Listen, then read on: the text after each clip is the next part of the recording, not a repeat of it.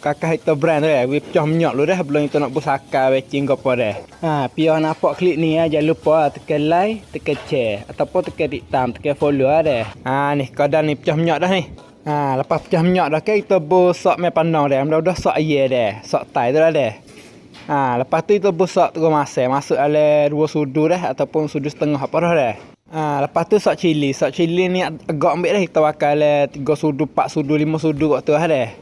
Boleh lebih sikit tak apa dah, tapi jangan lebih banyak dah dah, mau tak sedap pula makan dah.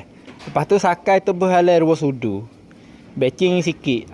Agak batching dah. Lepas tu ajicak ni tu berhala 3 sudu setengah dah.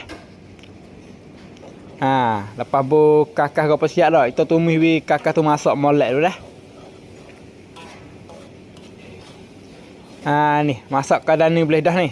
Lepas tu kita buh A5 masuk dah. A5 ni jangan buh banyak dah. Kau buh dah. Ni kita bakal